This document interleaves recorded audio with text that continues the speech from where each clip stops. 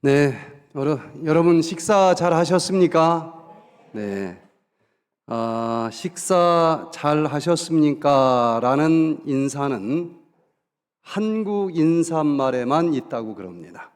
다른 나라에서는 식사 잘 하셨습니까? 하고 인사하는 말이 없어요. 그래서 이렇게 얼굴을 보면은 식사 잘 하셨습니까? 하고 인사하는 우리 한국인들은 식사를 정말 잘 하고 있을까요? 맨날 그 인사를 하는데 잘 해야 되지 않겠습니까? 그런데 어쩌면은 어떤 민족보다도 식사를 잘 못하기 때문에 오죽하면 인사말이 식사를 잘 하셨습니까? 라고 인사를 할까? 특별히 건강을 지키기 위해서 식이요법을 하는 사람들조차도 자기 나름대로는 굉장히 잘하는 것처럼 생각하고 있지만 식사하는 방법이 틀린 경우들이 참 많습니다. 그래서 무엇을 먹느냐 하는 것도 중요하지만 어떻게 먹느냐 하는 것도 굉장히 중요한데 우리는 뭘 먹지 않고 뭘 먹는다, 여기에 너무 꽂혀 있기 때문에 어떻게 먹는지에 대해서는 조금 소홀히 하고 있지는 않나 그런 생각이 듭니다. 그래서 오늘 이 시간에는 위장병 힐링 영양 역학이 답이다 라는 제목으로 위장병을 비롯해서 여러 가지 질병을 치료하기 위해서 식이요법이 생각한 것보다 굉장히 파워풀한데 무엇을 먹느냐 하는 것 못지않게 어떻게 먹느냐 하는 것이 중요하다고 하는 것을 생각하면서 과연 디톡스 할 때는 어떻게 먹어야 할까? 이제 내일이 지나면 보식을 하는데 보식을 할 때는 어떻게 먹어야 할까? 그리고 또 결국은 그것 끝난 다음에 하루 세 끼 제대로 정상 식사를 할 때는 어떻게 먹어야 되는지, 위장병은 무엇을 먹느냐 하는 문제보다도 어떻게 먹느냐와 더 많은 관련이 있다고 하는 사실을 알 필요가 있습니다. 특별히 디톡스를 하시는 분들, 디톡스 며칠 하는 것이 좋아요? 라는 질문을 참 많이 합니다. 과연 며칠 하는 게 좋을까? 예전에 이런 마중물 붓고 펌프질 해보신 적 있습니까? 네, 많이 해보셨죠? 마중물 붓고서 여유 부리면서 살살 누르면 어떻게 돼요? 그냥 물 쏙 빠지고 말아요. 있는 힘을 다해서 품어야만 됩니다. 참 힘들죠? 그러다 보면 어느 순간 물이 쏴 하고 올라오는 순간이 있는데 한 바가지 붓더니 드디어 나오기 시작을 하고 한 바가지 물이 나왔어요. 야, 넌 물만큼 나왔다 하고 손 떼면 좀 바보 아닙니까? 지금까지 시동 거느라고 너무 힘들었으니까 하는 김에 이제 새끼손가락만 눌러도 나오는데 조금 더 모아놓을 필요가 있지 않겠어요? 이 세상 모든 에너지의 원리는 시동 걸 때는 몇 배의 에너지가 필요로 됩니다. 디톡스, 내 몸에서 독소를 퍼 올리는 것도 똑같아요. 언제 해도 처음 시동을 거는 하루 이틀은 힘듭니다. 그래서 하루 이틀 해서 드디어 독소가 나오기 시작을 하는데 그럼 며칠을 하는 게 좋을까? 제일 짧은 디톡스 1단계, 2단계 이게 한 사이클이 맞춰지기 위해서는 제일 짧은 사이클이 4일입니다. 1단계 해독은 지용성 독소가 문제라 그랬는데 그 지용성 독소의 기름 보따리를 풀어 제치고 물에 녹는 수용성 독소로 끄집어내는 것이 1단계 해독이라 그랬어요. 그 다음에 그 수용성 독소를 포승줄로 묶어주는 포함 영양소로 딱 묶어서 끌어다가 몸 밖으로 버려주는 것이 2단계 해독입니다. 그러면 아무리 많이 풀어놨어도 2단계 해독까지 마무리 짓지 않으면 소용이 없는 일을 한 경우가 될 거예요. 그래서 작게라도 한 사이클의 1단계, 2단계 해독을 완성하려면 최소한은 4일을 해야 된다라고 얘기를 합니다. 왜 4일을 할까? 백투에덴에서는 무조건 디톡스를 하라고 하지 않습니다. 언제나 디톡스 하는 팀, 건강 식사하는 팀이 있고 자기들이 선택을 해요. 물론 건강 식사 정도는 다 아니까 특별히 설명을 안 해도 알겠지만 디톡스는 잘 모르니까 디톡스를 왜 해야 되는지, 또 어떻게 해야 되는지, 또 어떤 일이 일어나는지는 설명을 하지만 전혀 푸시를 하지 않습니다. 자기가 듣고 나는 밥 먹을래요. 그러면 아무 토도 달지 않고 그럼 식사하십시오. 디톡스 하겠습니다 하면 디톡스를 해요. 그래서 억지로 하는 것이 아니고 자기가 스스로 하고 싶을 때 하기 때문에 스트레스를 전혀 받지 않습니다. 그리고 며칠을 해야 되느냐? 그것도 며칠 하는 게 좋은지는 설명을 드리고 또 조언은 해드리지만 언제든지 밥을 먹고 싶다 그러면은 그날부로 밥을 줍니다. 그런데 안 하겠다는 사람은 그럼 식사하세요 하고 밥을 먹도록 하지만 일단 디톡스를 하면은 하루 이틀 하다 나 그만할래요 그러면 꼭 한 번 정도는 더 얘기를 합니다. 이왕 시작했으니까 가능하면 4일까지는 좀 하시면 좋겠습니다. 왜 4일이 중요한가? 스트레스를 받을 때 우리는 그냥 넘어지지 않아요. 넘어지지 않고 버티려고 하면서 버티도록 나오는 콜티솔, 이 스트레스 호르몬이 있습니다. 그런데 그 콜티솔 같은 호르몬은 유효 기간이 3일이라고 얘기를 합니다. 4일이라고 얘기를 해요. 그래서 어려워도 그 호르몬 때문에 버틸 수 있는 겁니다. 그러나 작심 며칠이라고 그래요? 3일. 3일이 지나면은 그때 결심하고 어떤 어려움이 있어도 내가 해낼 것이다 라고 결심하면서 쏟아져 나오는 그 스트레스 호르몬이 3일 정도 되면은 약발이 떨어지는 거예요. 그래서 작심 3일이라고 하는 말이 나오는 것처럼 3일 고개를 넘어가지 못하고 포기하는 경우들이 있어요. 우리는 이렇게 본능과 싸워 이기면서 우리의 심신이 연단이 되기 때문에 이왕 했으면 어려움으로 끝나지 말고 그 마의 고개 정도는 넘어가 보면은 정말 포기하고 싶어도 3일만 지나면은 드디어 이 속에 있는 탄수화물 위주로 에너지를 쓰다가 밥을 안 먹기 때문에 그게 부족해지면 우리 몸에서 이제는 지방을 에너지로 쓰는 시스템으로 바뀌면서 무풍지대의 경험을 합니다. 하나도 배가 고프지 않은 경험을 해요.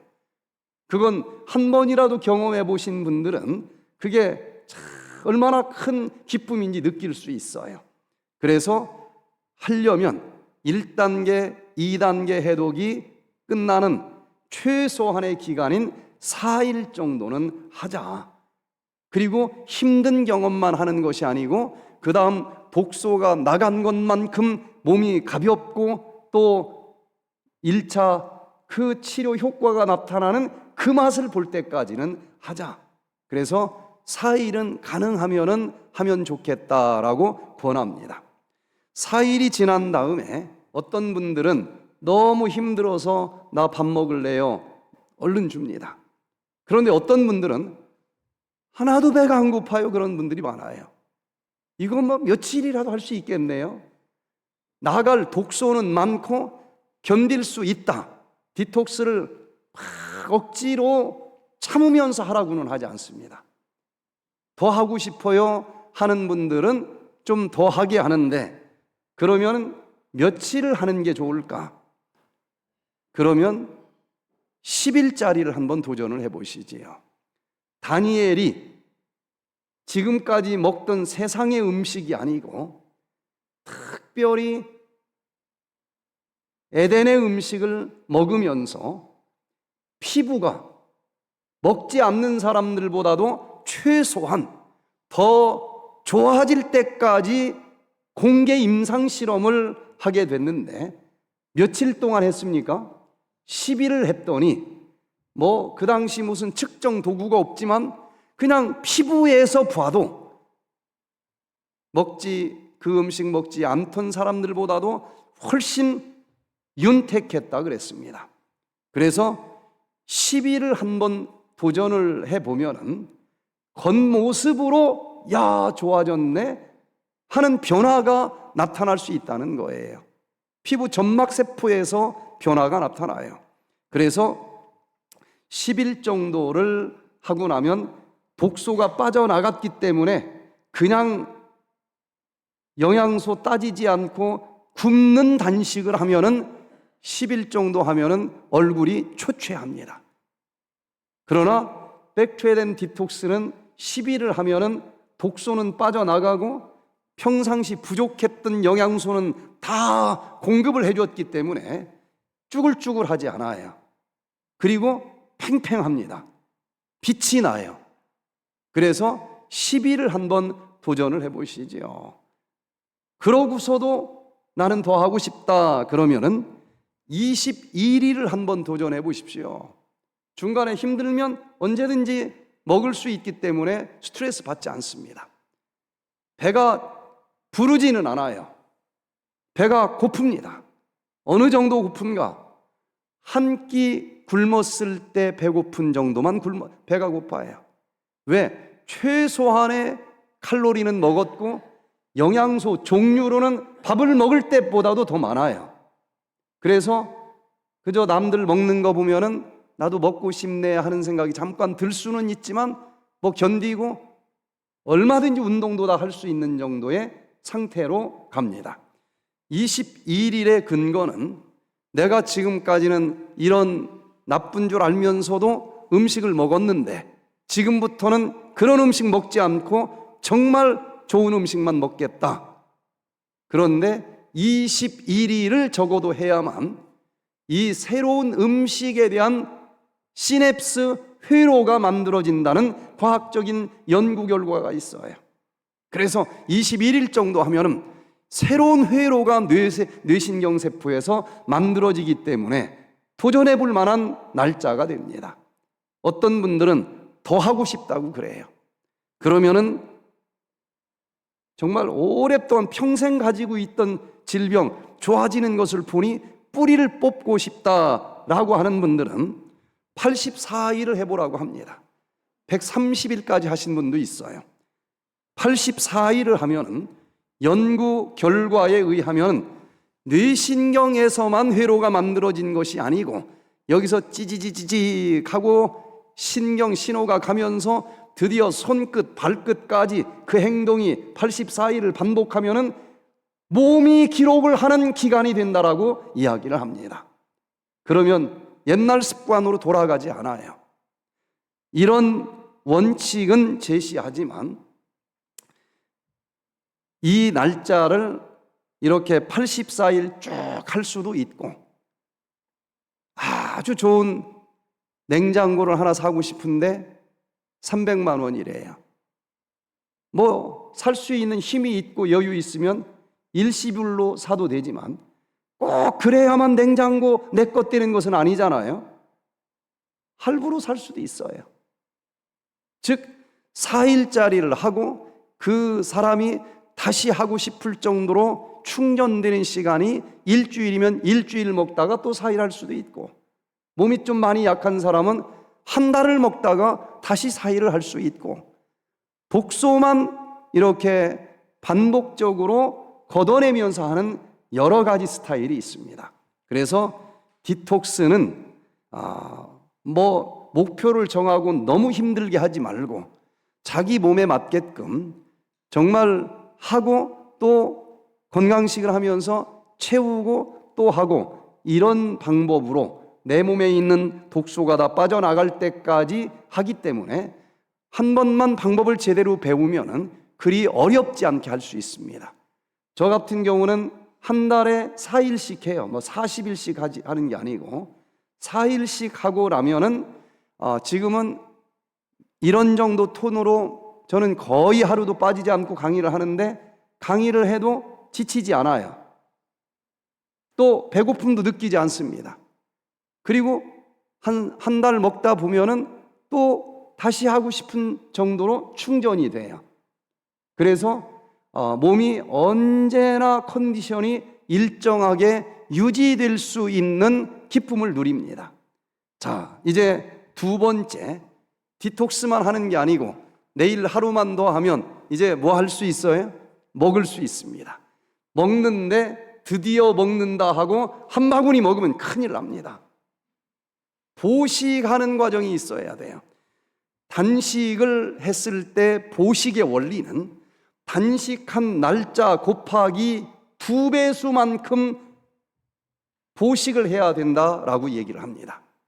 그런데 백투에덴은 인심이 좋아요. 4일짜리 했으면 며칠을 해야 된다는 거예요? 보식을 8일을 해야 된다는 것인데, 백투에덴은 딱 반절을 깎아줍니다. 4일만 해도 돼. 그런데 너무 또 인심이 좋아서 거기서 50%를 또 깎아줘요. 며칠만 하면 돼요? 이틀만 하면 돼. 그러면 21일을 하면 며칠을 해야 되느냐? 그래도 이틀만 하면 됩니다. 왜? 굶은 게 아니에요. 디톡스 하면서 자꾸 굶었다고 거짓말을 하면은 제가 굉장히 섭합니다. 밥 먹을 때보다 더 자주 먹었어요. 더 자주 먹었어. 네? 영양소 종류로 따지면은 뷔페 식당 가서 3인분 먹을 때 양이 영양소 종류로는 들어있어요. 음식으로 질병이 생기는 것 두 가지로 요약을 하면은, 하나는 3대 영양소는 너무 많이 먹어서 쓰고도 남고 얘가 여기저기 가로막고 막아버리면서 질병이 생긴 거예요.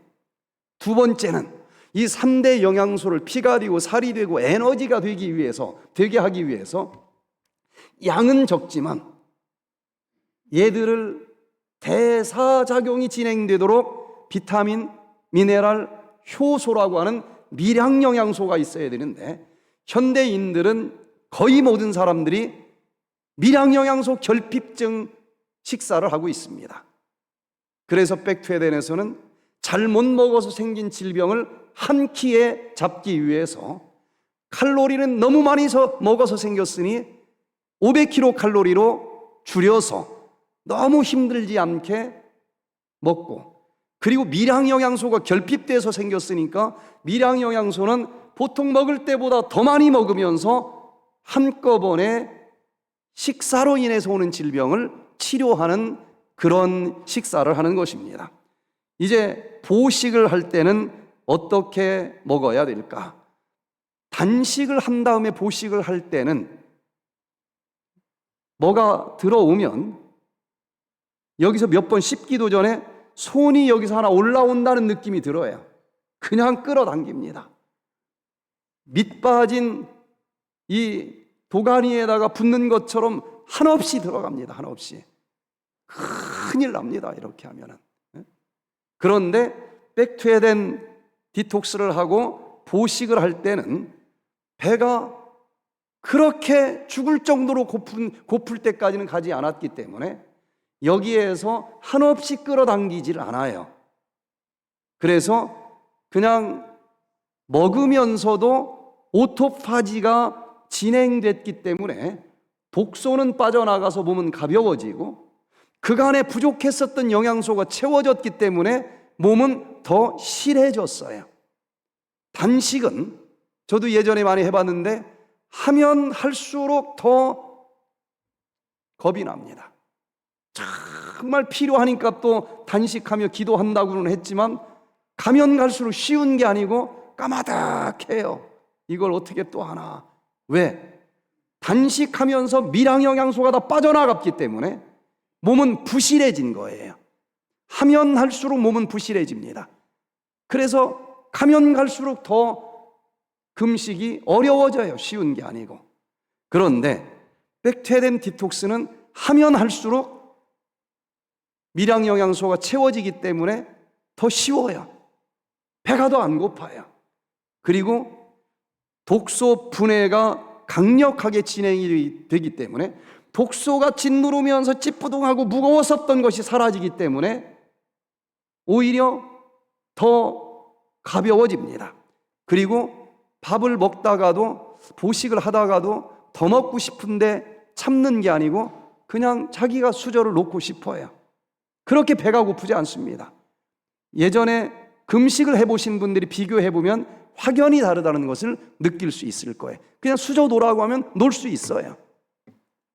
그래서 보식을 하다가 실패하는 경우들이 많은데 백퇴된 디톡스는 웬만하면은 실패를 하지 않고 보식을 잘 마칠 수가 있습니다. 그러면 어떻게 해야 될까? 보식은 일반적으로 죽을 먹는 것으로 알고 있습니다. 그것도 무슨 죽을 먹어요? 흰 죽을 또 먹어요. 부드럽게. 이거는 아주 잘못된 보식입니다. 보식은 현미밥을 먹어야 돼요. 첫날 보식할 때 현미밥을 내놓으면 어디서 단식하던 사람 와가지고 기절을 하려고 합니다. 이거 뭐 보식이 뭔지 보자도 모르는 사람들이구나. 아니요, 그 사람들이 뭔지를 모르는 거예요. 자, 죽을 먹으면 습기가 있기 때문에 서너 번 씹으면 삼킬 수 있어요, 없어요? 있어. 그러나 며칠 굶었으니 여기서 손이 하나 올라온다니까요. 그냥 삼키게 돼 있습니다. 그런데 소화는 입에서부터 시작이 됩니다. 입에서 씹을 때 침과 함께 프티알린, 아밀라제라고 하는 탄수화물 소화효소가 나온다라고 하는 것은 뭐 초등학교 교과서에도 나오지만 사실은 그거 하나만 나오는 게 아니에요.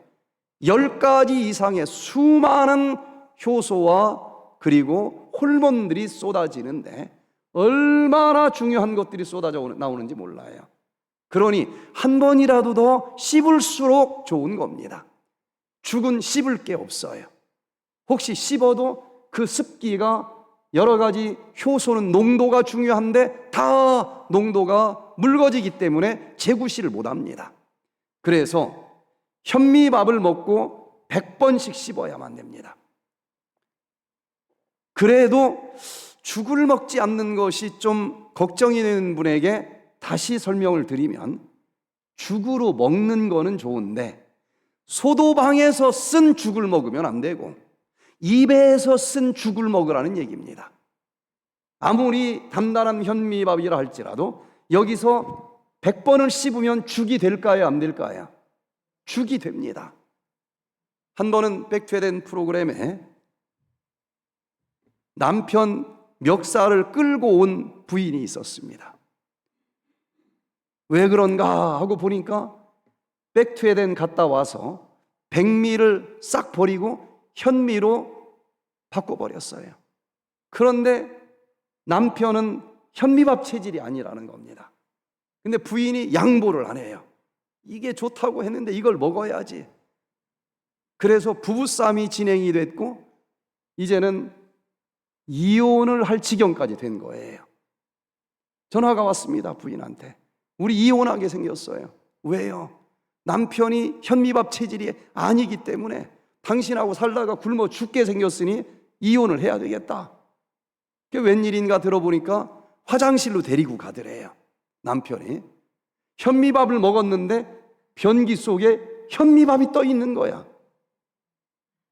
현미밥 좋은 건 알겠는데 사람이 다 체질이 있는 거 아니냐. 그 남자가 얼마나 논리적으로 얘기를 하는지 나는 현미밥 체질이 아니다. 먹으면 현미밥이 그대로 여기 나오는 걸 봐라. 나 굶어 죽는다. 그러니 이제 부인도 말이 좀 막힌 거예요. 그래서 제가 그러면 딱 일주일만 같이 백퇴된을 가자고 해라. 거기 가서 일주일 있다가도 당신이 이혼을 하고 싶으면 그땐 내가 도장 찍어준다 하고 데리고 와라. 그래서 왔다는 거예요. 딱 왔는데 저를 보더니 막 말도 잘해요. 뭐 현미밥 좋은 거 저도 압니다. 그러나 사람이 다 체질이 있는 것 아닙니까? 저는 현미밥 체질이 아닙니다. 먹기만 하면 그냥 변과 함께 다 나옵니다. 그래서 제가 현미밥 체질이 긴지 아닌지 제가 좀 판단을 할 기회를 좀 주어라. 오늘 하루는 나하고 같이 앉아서 밥을 먹되 나하고 똑같은 속도로 밥을 먹자. 그거 하나만 약속을 해라. 하루만. 할 수 있냐 없냐 그랬더니 뭐 지금 이혼 문제가 걸렸는데 그거 못 하겠습니까? 하겠대. 그런데 3번 씹고 삼키네요. 자꾸 스톱을 했어요. 아니 오늘 딱 하루니까 나하고 하루라도 속도를 맞춰서 100번을 씹어라. 몇 번을 스톱을 해서 100번씩 씹게 했어요.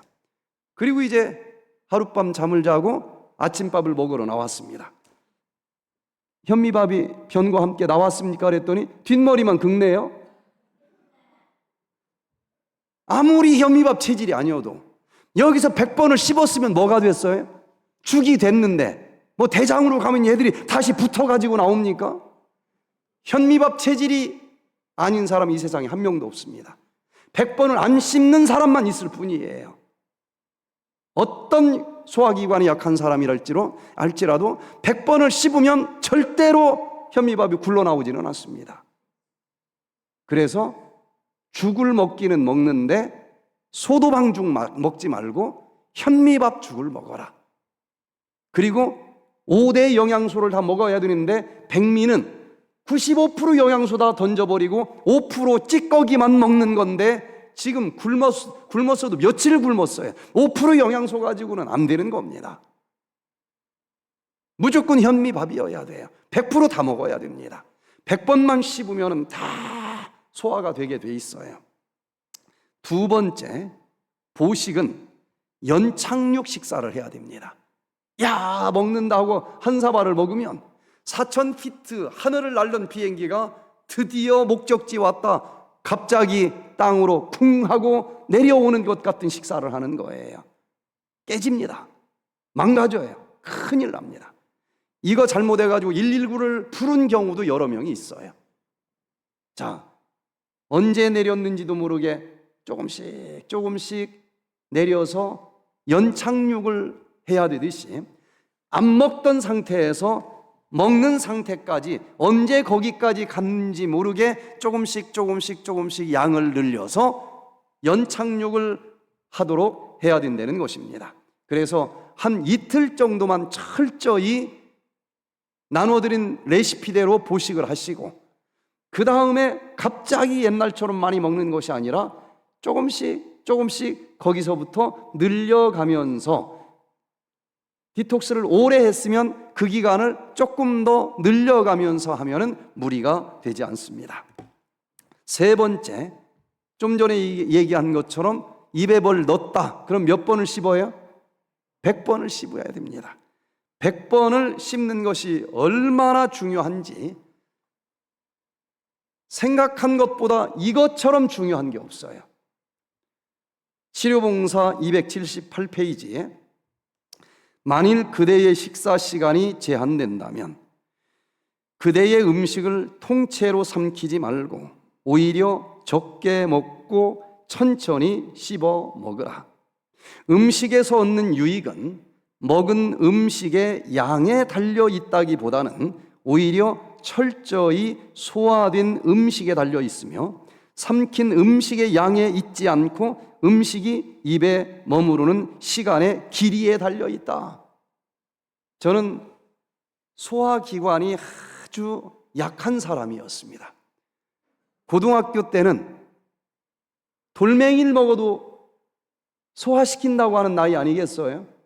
근데 저는 그 고등학교 때 위장병이 있어가지고 맨밥을 먹지 못해요. 먹으면 여기 걸려요. 그래서 언제나 국을 말아 먹든지 밥을 말아 먹어야 돼요. 조금만 먼저 삼키면 항상 하나가 얹혀 있고 그 위에 하나가 더 올려져요. 그 젊은 나이에 이 위장이 너무 약한 겁니다.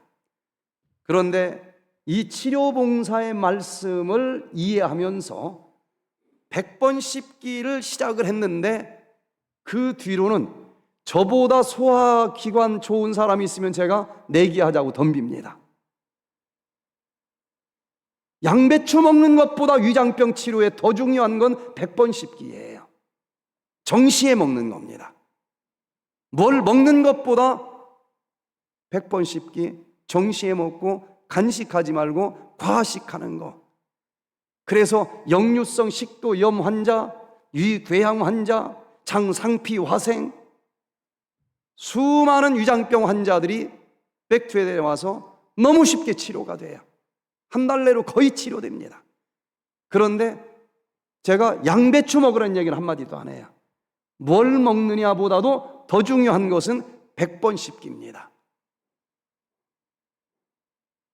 그래도 바쁜데 여기 바쁘면 털어넣고 위장이 소화시켜 줄 거라 하고 나가지 않습니까?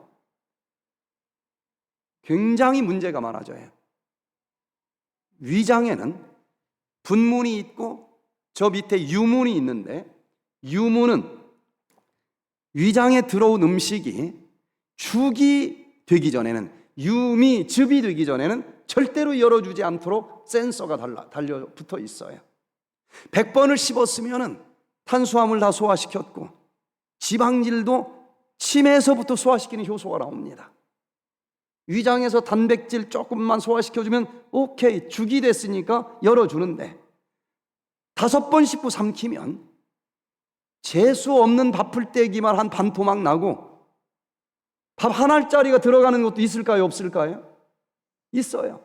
그런데 유무는 죽이 되기 전에는 절대 열어주지 않아요. 방법은 하나밖에 없습니다. 위산을 더 많이 쏟아 붓는 길밖에 없어요. 빨리 먹는 사람들은 위산 과다증이 틀림없이 오게 돼 있습니다. 그런데 문제는 밥풀떼기는 주로 탄수화물이 들어있지 단백질이 들어있는 게 아니에요. 그러나 위에서는 단백질을 소화시켜주는 효소를 막 많이 쏟아내니까 탄수화물 밥풀떼기가 녹기 전에 단백질로 구성된 위벽이 먼저 녹아요. 위염, 위궤양, 역류성 식도염, 장상피화생 전부 빨리 먹는 습관에서부터 시작을 한 겁니다. 그래서 100번씩 꼭꼭 씹어서 먹자. 바쁘면 그냥 한 수저 먹을 시간밖에 없으면 한 수저라도 100번 씹는 건 양보하지 말아라. 그거 하나 털어 넣어가지고 독소되게 하는 것보다는 그거 한 수저라도 100번 씹어서 다 흡수시키면 그게 차라리 더 낫다는 것입니다. 자, 여기 강북 삼성병원에서 발표한 논문도 15분 이상 충분히 씹은 사람들이 위염 발생률 100% 기준으로 봤을 때에 딱 하나, 15분도 안 되게 몇 번 씹고 일어나는 사람들, 그 습관 하나만 가지고도 위염 발생률이 171%로 증가된다는 것입니다. 100번 씹기를 보식할 때부터 꼭 하시기를 바랍니다. 씹을 때 절대로 시간 낭비라고 생각하지 말고, 야, 보석 덩어리들이 지금 쏟아져 나오는구나. 첫 번째, 탄수화물을 소화시켜주는 아밀라제가 침과 함께 나옵니다.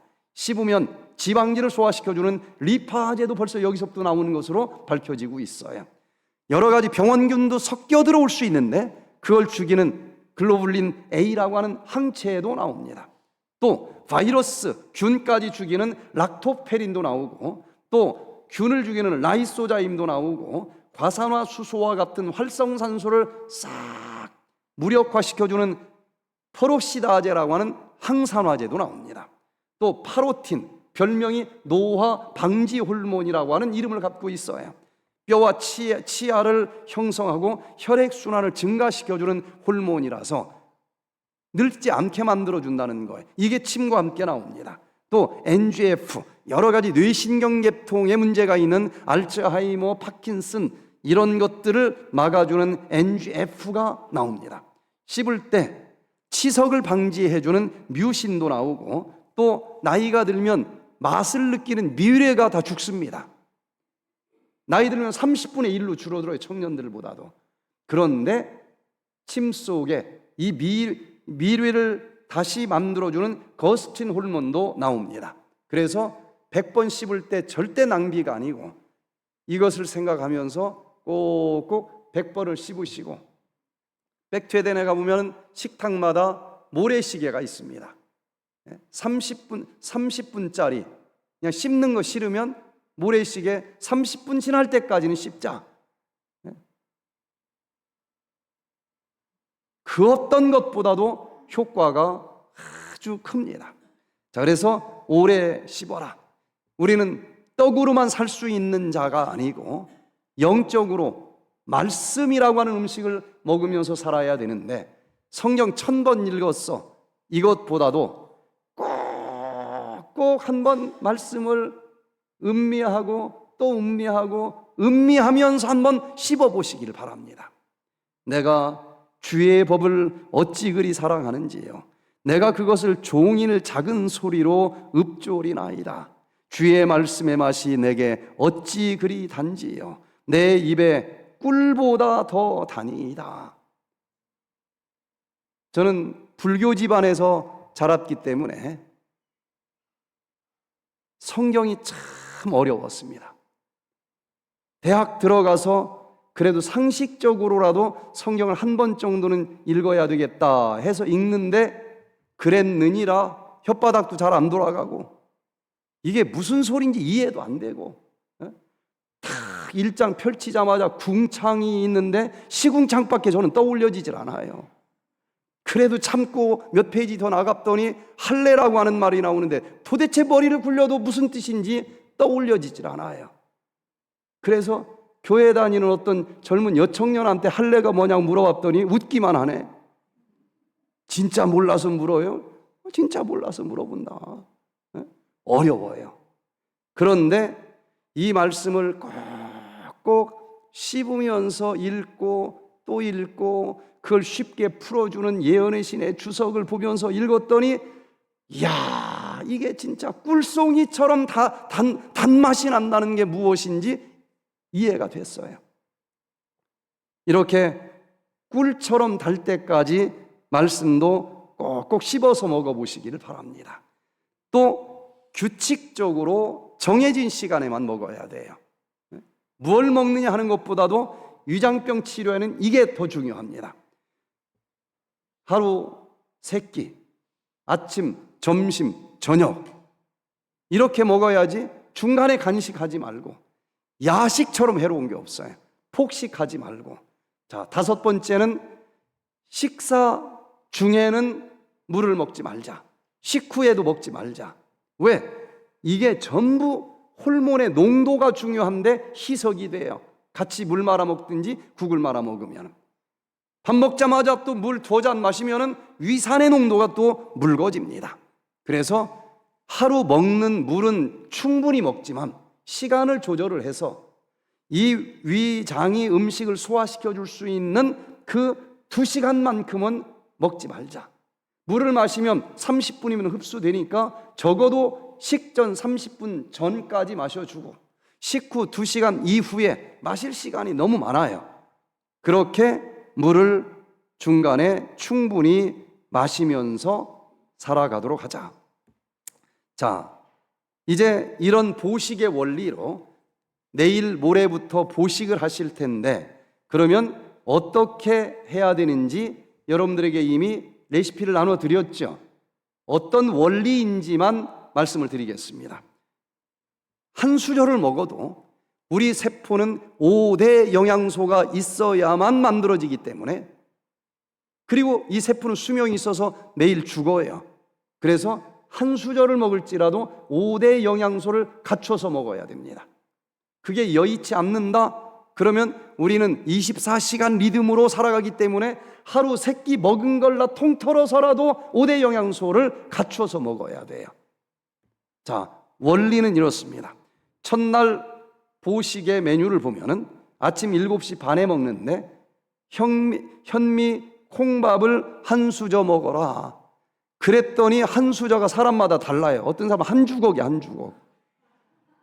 그래서 아주 째째하게 한 수저인데 깎아서 한 수저. 방울토마토 4알, 바나나 2분의 1개, 파프리카 4분의 1쪽, 녹색, 생고구마 3쪽 그랬더니 3쪽이 굉장히 차이가 많더라고요. 한국말이 참 어려워요. 적당히, 이게 적당히가 얼마인지 사람마다 다 달라요. 그래서 썼습니다. 지름 3cm짜리, 두께 2mm짜리, 그거 3쪽. 땅콩 5알, 다시마도 한쪽 했더니 또 사람마다 달라서 2cm 곱하기 3cm짜리 2쪽. 막 쓴 것 같아도 여기 보니까 현미밥 먹었으니까 탄수화물 먹었죠. 콩밥 먹었으니까 단백질 먹었죠. 여기 보니까 땅콩 먹었으니까 지방질 들어갔죠. 그 다음에 색깔, 5색깔, 5가지 색깔 갖춰서 여기 뭐가 들어갔어요? 과일, 채소가 들어갔고, 채소가 나갈 때는 채소과 과일이 나갔고, 그리고 미네랄을 위해서 해조류가 돌아가면서 하나씩 나올 거예요. 5대 영양소가 간단해도 다 들어가 있습니다. 점심 때는 같은 원리인데 가능하면 조금 바꾸고 양은 조금 더 늘리고, 현미 콩밥이 한 수저에서 이제 2수저로 늘어간 거예요. 채소도 좀 바꿨습니다. 당근 1cm 곱하기 1cm 곱하기 5cm짜리 3쪽, 바나나 1개, 반개에서 1개로 늘었죠. 브로콜리도 2쪽 했더니 주먹 많은 거 하나 가지고 와요. 그래서 그 속에 있는 한 입짜리 그거 2쪽.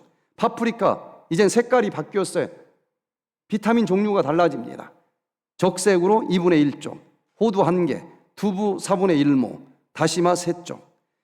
저녁은 5시 반에 먹는데 현미콩밥 3수저, 생고구마 4쪽, 바나나 1개, 양배추 1입 사이즈 3입, 아몬드 6알, 김이 10cm 곱하기 9cm짜리 3쪽. 자, 원리는 5대 영양소를 완전 채식으로 먹는데 조금씩 늘리되 바꿔가면서 변화를 주자는 거예요. 두 번째 날은 아침이 현미콩밥 4수저, 당근, 또 토마토, 파프리카, 캐슈넛, 다시마, 그리고 점심은 현미콩밥, 생고구마, 바나나, 브로콜리, 또 파프리카, 호두, 두부, 다시마. 저녁은 현미콩밥, 생고구마, 바나나, 또 양배추, 땅콩, 김. 계절이 틀리면 바뀔 수 있어요. 그러나 원칙은 똑같습니다. 이런 원칙으로 이제 이틀을 하시고 세 번째 날부터는 이제 제대로 된 정식 식사를 하는데, 지금 이 메뉴 짜는 거대로 먹어도 돼요. 양을 조금 많이 먹으면. 그리고 그때부터 점점점 5대 영양소를 골고루 더 먹어가면서 하시면 되겠습니다. 박분선 씨가 이 프로그램에 오셨어요. 위장병이 있는데 병원에 3개월 입원하고 있어도 치료가 안 돼요. 결국은 신경성 위장병이라고 하는 병명을 받았습니다. 그런데 이게 소화가 안 돼요. 그래서 계속 영양제, 링거로 3개월 동안 있는데 나중에는 몸무게가 33kg까지 빠지고 계속 누워 있었더니 등에 손바닥만한 종창이 나가지고 뼈가 다 보여요. 병원에서는 이제 더 이상 해줄 게 없다. 집에 가서 준비를 해라. 그래서 집으로 가다가 남편이 핸들을 틀어서 백투에덴으로 왔습니다. 그런데 남편은 개인 택시 운전을 하기 때문에 돈을 또 벌어야 돼요. 내려놓고 가는 겁니다. 전혀 걸을 수가 없어요. 들것에 실려서 방으로 왔는데 이거 보호자 없이는 어렵습니다 그랬더니 초등학교 3학년짜리 딸이 학교를 그만두고 보호자로 남아있는 거예요. 제가 본 중에 제일 어린 보호자입니다.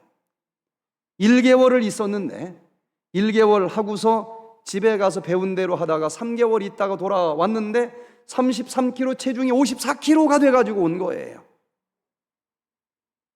죽 안 줬습니다. 현미 줬어요. 대신 죽을 입에서 만들어라. 소화 다 됩니다. 자, 그래서 위장병이 완전히 사라졌고 종창도 완전히 사라져서 너무너무 좋아졌다는 거예요. 그 뒤로 25년이 지났는데 얼마 전에 그 딸이 왔어요. 백퇴된 설악산에. 전혀 몰라봤죠. 그때 어머니 얘기를 해서 알았습니다.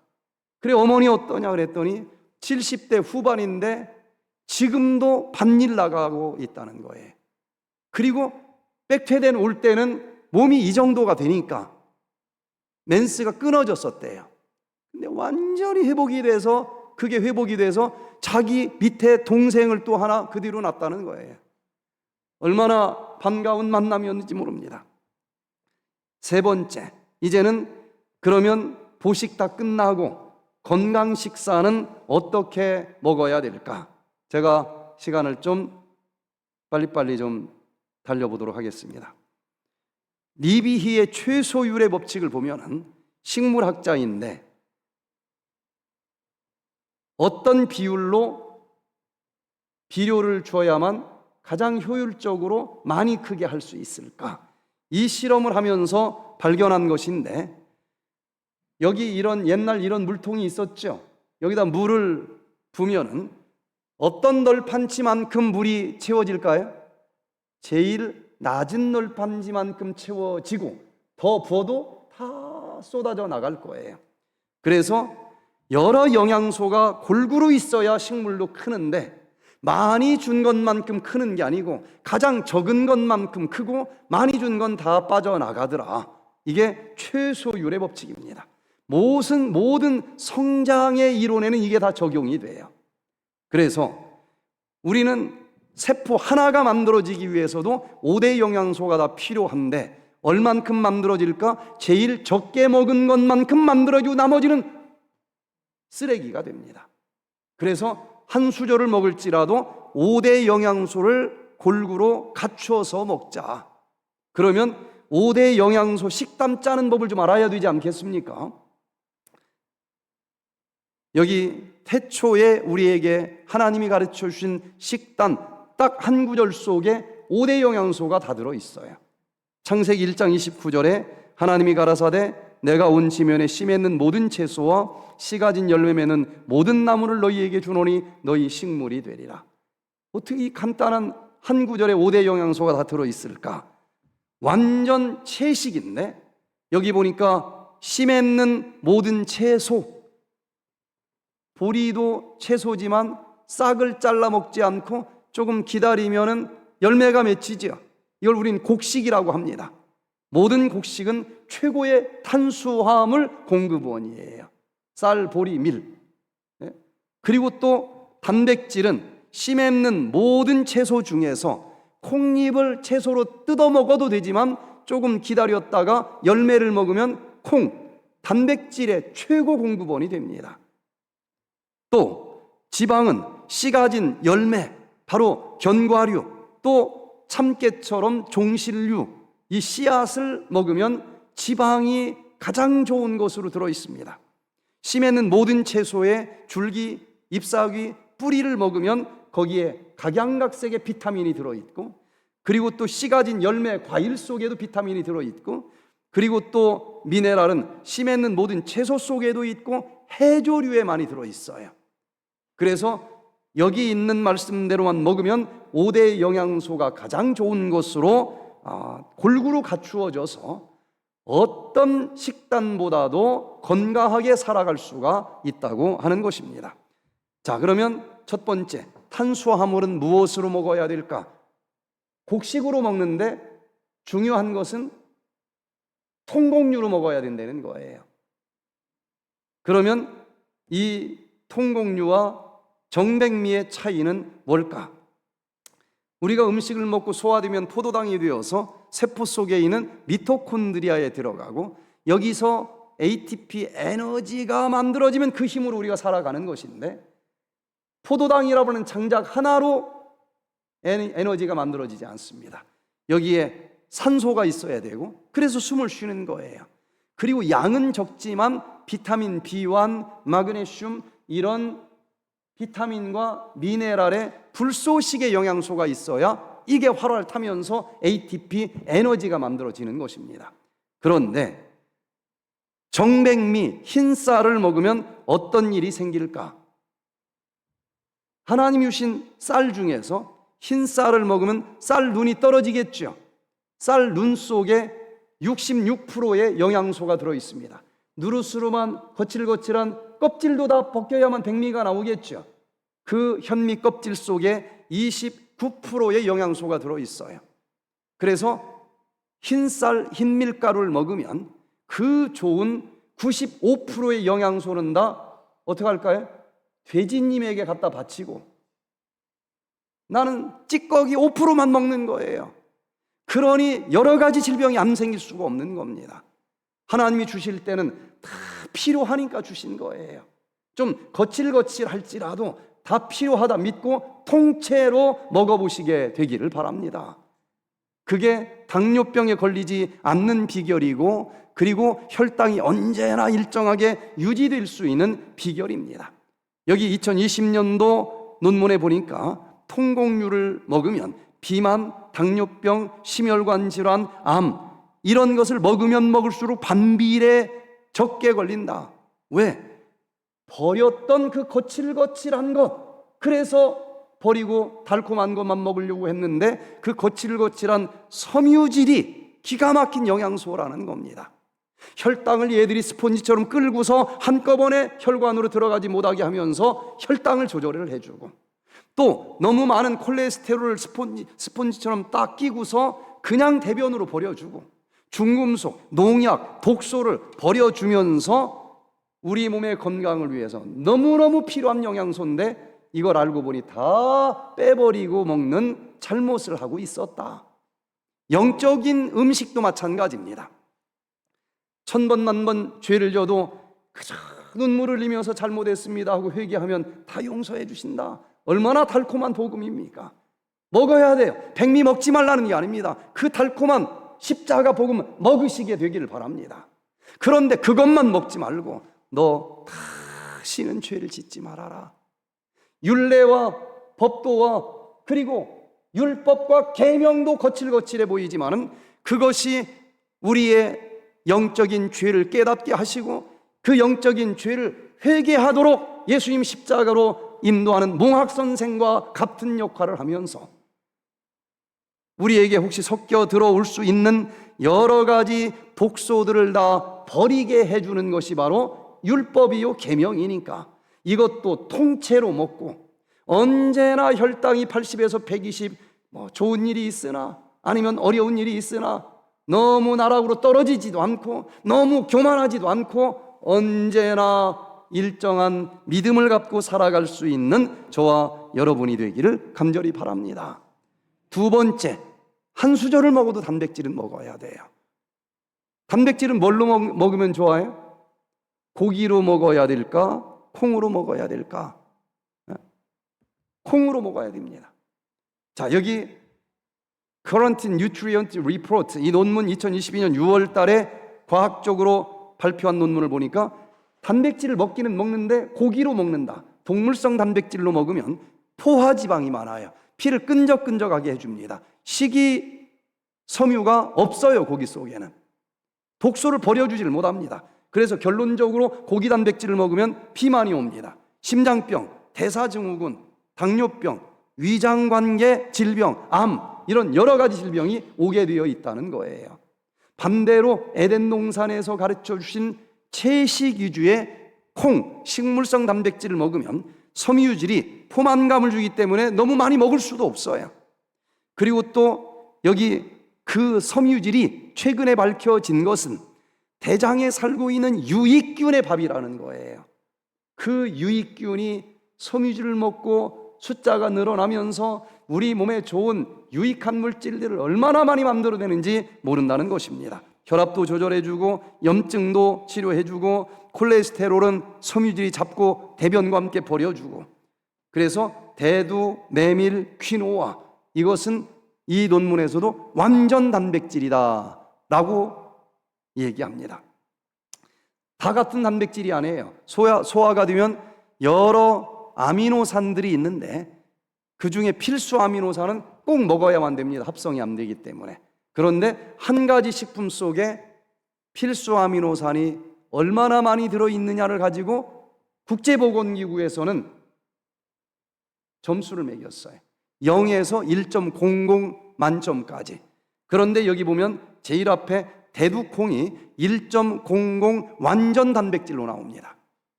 소고기가 굉장히 좋은 단백질로 알고 있는데 소고기는 0.92점밖에 되질 않아요. 어떤 단백질보다도 질로는 대두콩처럼 좋은 단백질이 없습니다. 그리고 또 양으로는 어떨까? 소고기가 다 단백질은 아니겠죠. 소고기 중에서 16% 정도만 단백질입니다. 그런데 콩은 35.2%가 단백질이에요. 질로 보나 양으로 보나 최고의 단백질은 에덴 동산에서 가르쳐 주신 동물성 단백질 콩 종류입니다. 콩 종류도 돌아가면서 여러 가지를 먹어요. 세 번째, 지방을 또 먹어야 됩니다. 지방은 고기 속에 있는 지방은 포화지방이 많아서 피를 끈적끈적하게 만들어줘요. 견과류 속에 있는 지방은 최고의 지방입니다. 자, 그래서 고기가 아니고 식물성 지방, 씨앗 종류, 견과류를 하루에 딱 한 주먹 정도 먹으면 되는데 한 주먹이 또 나름 한 주먹이에요. 그냥 한 주먹이 아니고 살짝 한 주먹입니다. 그렇게 먹으면 돼요. 자, 포화지방은 지방을 볼 때 탄소가 앞으로 나란히 하고 있고 양쪽 손을 벌리고 수소 하나씩을 잡고 있는데 그 수소가 빈 곳이 하나도 없어요.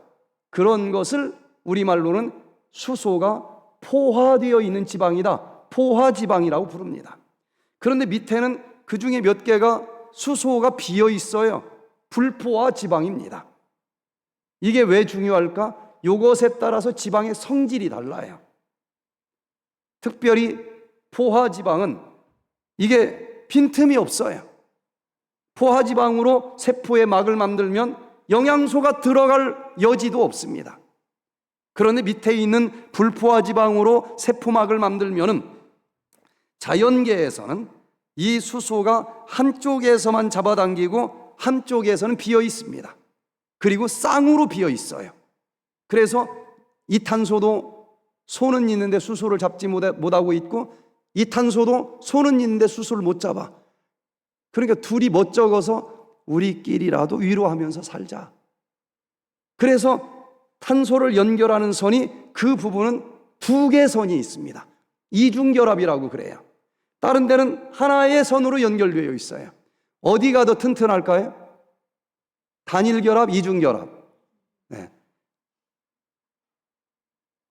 한국에서 공부한 사람들은 다 그렇게 대답을 해요. 그런데 이중결합이 제일 약합니다.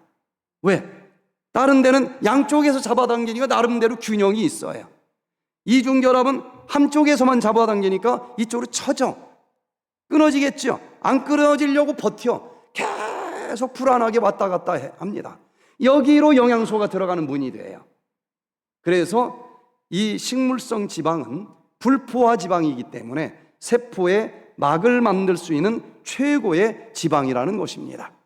2022년도에 발표된 연구 결과를 보면은 동물성 고기 속에 있는 포화 지방은 주로 고기에 많이 들어있고 또 불포화 지방은 주로 견과류, 씨앗 종류 속에 들어있다. 포화 지방을 많이 먹으면 이 피가 끈적끈적해서 심혈관계 질환이 더 높아지고 불포화 지방을 견과류로 먹으면 똑같은 지방인데 피가 더 묽어져요. 혈액순환이 더 잘 됩니다. 그래서 심혈관 질환을 감소시켜주는 효과가 있어요. 하버드 대학에서도 발표한 것을 보면은 견과류를 먹는 사람들 심장병 발생률 100%로 봤을 때에 견과류를 안 먹은 사람들이 100%라고 하면은 견과류를 먹는 사람들은 65%로 줄어들어요. 네 번째, 비타민은 채소와 과일을 통해서 먹어줘라. 자, 알약으로 된 공장에서 만든 비타민을 한 주먹씩 먹는 사람들이 많은데 최근의 연구 결과들을 봅니다. 1993년도 일본 과학기술청에서 발표한 논문을 보면은 시금치 100g 한 단 속에 52년도에는 비타민C가 150mg이 들어있었어요. 그런데 40년 뒤에는 8mg밖에 없습니다. 비타민C만 그런 게 아니에요. 철분은 13mg에서 0.7mg으로 줄어듭니다. 시금치만 그런 게 아니죠. 귤은 비타민 A가 2000에서 30년 뒤에 220으로 줄어들어요. 철분은 2에서 0.1로 줄어듭니다. 왜 이런 일이 벌어졌을까? 예전에는 농사 지으면서 땅에 있는 비타민 미네랄을 뽑아 먹었으면 계속 풀잎 뜯어다가 보충을 했습니다. 그런데 지금은 인산, 칼륨, 질소 몇 가지만 그냥 주고 겉모양은 비슷하지만 이 수많은 비타민 미네랄이 계속 빼먹으니까 20분의 1로 줄어들었어요. 옛날에는 시금치 한 단을 먹었으면 철분이 충분했다. 지금은 20단을 먹어야 된다는 얘기입니다. 그러니 현대인들은 채식을 할지라도 비타민 미네랄이 무조건 부족하게 되어 있다는 거예요. 그래서 머리 좋은 사람들이 음식으로만 가지고는 비타민 미네랄을 충분히 먹을 수가 없게 되어 있다. 그래서 밥 먹고 비타민 미네랄을 보충제로 먹자. 보충제가 나온 거예요. 그런데 진짜 그거 먹으면 좋은지 의학 논문집 중에서는 연구집 중에서는 제일 권위 있는 게 JAMA라고 하는 논문집인데 JAMA에서 2007년도 2월 달에 발표된 논문이 세상을 뒤흔들었습니다. 이 논문의 내용을 그래프로 좀 보면은요, 비타민을 먹으면 진짜 조금 더 오래 살려고 먹는데 진짜 더 오래 사나? 하고 이 주제로 연구한 47개 논문을 다 모아가지고 평균을 냈는데 조사 대상이 자그마치 18만 938명이나 돼요. 그래서 비타민 A를 먹은 사람은 더 오래 살 줄 알았더니 오히려 조기 사망 위험이 16%가 더 높다고 나왔어요. 베타캐로틴을 먹은 사람들은 7%가 더 빨리 죽었습니다. 비타민 E를 먹은 사람들은 4%가 더 빨리 죽었어요. 도대체 왜 이런 일이 벌어질까?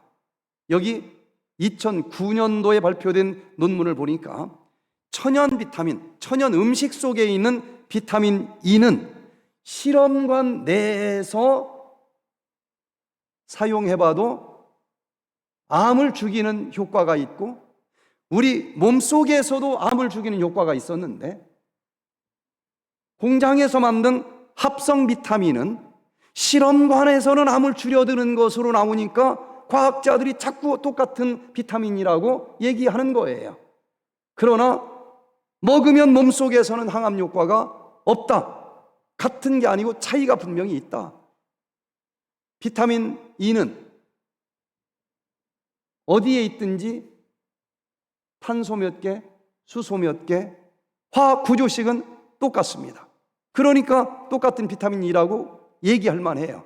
그러나 드디어 이 문제를 제임스 콜만 박사님이 왜 똑같은 비타민인데 합성과 음식 속에는 천연 비타민 차이가 있을까? 그 이유를 밝혔는데 탄소 몇 개, 수소 몇 개는 똑같은데 그것을 이렇게 접었느냐 꾸깃꾸깃 접었느냐 입체 구조식은 차이가 있을 수 있다는 거예요. 그래서 천연 비타민은 세포가 고맙다 하고 받아 먹는데 똑같은 탄소 수소가 있다 할지라도 꾸깃꾸깃 접혀진 것은 기분 나쁘다고 안 받아 먹더라는 겁니다. 그러면 계속 피 속에 흘러다니면서 얘들이 이물질 취급을 받으면서 오히려 더 수명을 감소시켜주는 일까지 생긴다. 그래서 비타민이 중요한데 음식으로 먹으라고 얘기를 합니다. 그래서 백투에덴에서는 디톡스 할 때에 거기에 여러 과일 채소들을 이제 다 넣어서 천연 비타민, 천연 미네랄을 먹을 수 있도록 그렇게 했습니다. 5번째, 미네랄도 먹어야 되는데 이거는 해조류를 먹으면 돼요. 해조류. 자, 그래서 어떤 인위적인 미네랄을 먹을 때 돌멩이만 되는 경우가 많아요. 음식 속에 있는 미네랄을 해조류를 통해서 먹자. 네. 자, 그리고 마지막으로 그래도 미네랄이 저에게 있어서는 5대 영양소 중에 제일 문제였습니다. 이걸 보충해야 되는데 이걸 어떡할까? 여러 가지로 지난 35년 동안 연구하다가 모든 미네랄 중에서 미네랄이 가장 많이 있는 곳은 어딜까요? 바다입니다. 근데 문제는 바다에 있는 미네랄은 흡수가 안 돼요.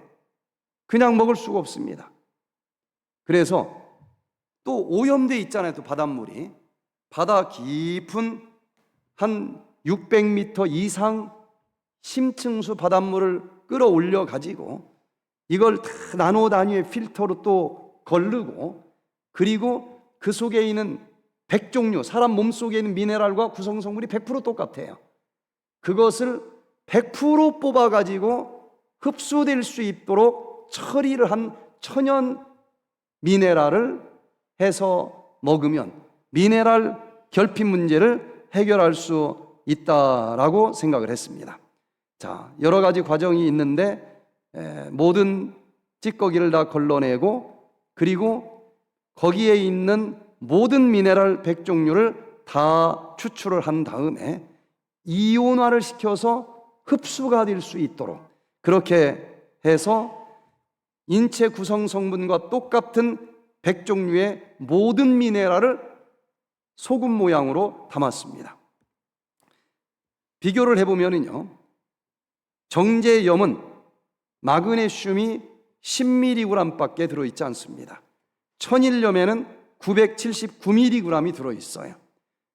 백퇴된 미네랄 소금에는 3893mg이 들어있어요. 그런데 천일염 속에 있는 미네랄은 그나마 미네랄이 맛이 너무 써서 먹을 수가 없어요. 백퇴되는 그보다 3893mg이 들어있지만 아주 어떤 물보다도 목넘김이 좋도록 바뀌어졌고, 그 모든 100종류의 미네랄이 다 들어 있습니다.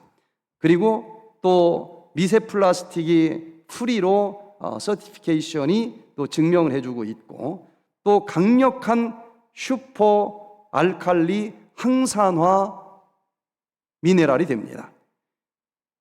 정제염, 그리고 천일염, 슈퍼 미네랄을 똑같은 빨간 약을 탄 물에다가 부어봤습니다. 그랬더니 정제염은 색깔이 거의 변함이 없고, 천일염은 그래도 조금은 변하는 듯하고, 슈퍼미네랄은 넣자마자 다 이 옥도전기 독소가 다 중화가 되는 항산화제 작동이 일어나는 것을 볼 수가 있었습니다. 자, 실험을 한 건 좀 넘어가고요. 이 슈퍼미네랄의 연구 결과를 보면은 고지혈증, 비만, 동맥경화, 심혈관 질환, 혈소판 응집 이런 데 효과가 있다고 논문들로 나와요. 고혈압, 당뇨병, 신장병, 간질환, 위장질환, 십이지장, 또 장 건강, 변비 개선, 암 개선, 면역력 증강, 염증 억제, 아토피 피부염 개선, 치매 개선, 골다공증 개선, 우울증 개선, 미토콘드리아 기능 개선, 피로 회복 이런 여러 가지 100종류 미네랄 부족으로 생기는 여러 가지 질병들에 도움이 되는 것으로 연구 결과들이 나옵니다. 자, 제가 말씀을 좀 줄이면서요, 이제는 보식을 하고 그 다음에 제대로 된 음식을 먹어야 되는데, 이 음식들을 5대 영양소를 잘 짜서 100번씩 꼭꼭 씹어서 영적인, 육적인 정말 부족한 영양소들을 골고루 충분히 다 드셔보시기를 바랍니다. 대전경찰청 강력계 과장님으로 계시는 김연수 과장님이 백투에덴에 오셨습니다. 여러 가지가 살다 보면은 스트레스가 막 겹치기로 올 때가 한두 번들은 있을 거예요. 이분에게 그런 일이 밀려오면서 정신 연령이 6살짜리 수준으로 떨어지는 그런 심한 우울증 내지는 여러 가지 뭐라고 표현할 수 없는 그런 질병이 왔습니다. 서울에 있는 병원을 찾아갔는데 우리가 할 수 있는 방법이 없습니다. 몇 살이에요? 그러면 6살 그렇게 대답을 해요. 그래서 설악산에 백투에덴을 가시는 게 낫겠다. 근데 혼자는 받을 수도 없어요. 부인과 같이 왔습니다. 산에 올라가면 낭떠러지에서 떨어져 죽으려고 그러고, 바다 가면 바다로 빠져서 죽으려고 그러고, 단 1분도 딴 데를 볼 수가 없어요. 대화도 안 됩니다. 제가 이거 참 한 1년만 여기서 같이 살자. 제 믿음은 1년 정도 하면 낫겠다 하는 생각이 들었는데, 이분이 제일 뒷자리에서 앉아가지고 듣는지 마는지 그렇게 한 달 정도를 지냈는데, 한 달 정도 지난 어느 날 안식일 설교를 하는 중에 설교 중간에 뒷자리에서 갑자기 일어나는 거예요. 키도 커요. 그리고는 앞자리로 다 보는데 그냥 뚜벅뚜벅 걸어와서 제일 앞자리에 앉는 겁니다. 아니, 저분이 왜 저러나. 그런데 종이를 가지고 설교를 받아쓰기 시작을 하는 거예요. 뭔가 한마디가 들어온 겁니다. 눈빛을 보니까 완전히 다른 눈빛이 됐어요. 그 1시간 동안 아멘 아멘 하면서 말씀을 듣는데, 이 질병이 그날 1시간의 말씀 통해서 완전히 회복이 됐습니다. 40일 만에 현장 복귀를 했어요. 그리고 작년에 카톡이 하나 왔습니다. 정년 퇴임을 하게 됐습니다. 얼마나 참 반가운 소식인지. 그리고 정년 퇴직하자마자 올해 백투에덴을 지금 매달 1월 달부터 오는데, 뭐 친구들, 친척들 다 데리고 계속 와요. 영적으로 육적으로 무엇을 먹느냐, 어떻게 먹느냐 하는 것은 굉장히 중요한 것입니다. 이제 드디어 먹기 시작을 하는데, 예전에 부함직스럽고 먹음직스러운 것을 먹었다고 하면 이제는 하나님이 무엇을 먹으라고 했는지 그것을 먹고 어떻게 먹으라고 했는지 그대로 먹으면서 우리가 이 땅에서도 질병 없이 건강하게 행복하게 살아갈 수 있는 우리 모두가 되시기를 바라면서 오늘 말씀을 마치겠습니다. 하늘에 계신 우리 아버지 하나님, 에덴 동산에서 보함직스럽고 먹음직스럽고 지혜롬직스러운 것 쫓아가다가 죄악의 나락에 빠지게 됐고 질병과 고통의 나락에 빠지게 되었습니다.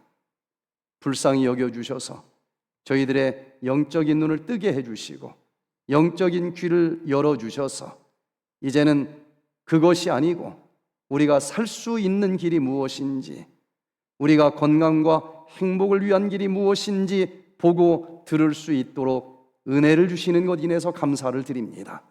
다니엘처럼 이제 우리 뜻을 정하게 해 주시옵소서. 디톡스를 하면서 우리 몸의 모든 흐트러진 생체를 리듬이 리셋되는 효과가 있는 것을 체험하게 됩니다. 이제 제로 베이스에서 다시 일어납니다. 이제는 말씀대로 먹고 말씀대로 살아갈 수 있도록 함께하여 주시기를, 그리하여 주님이 오시는 그날까지 우리 몸과 마음이 건강하고 행복이 넘치는 삶을 살아갈 수 있도록 인도해 주시기를 우리 구주 예수 그리스도의 이름으로 간절히 기도드리옵나이다. 아멘.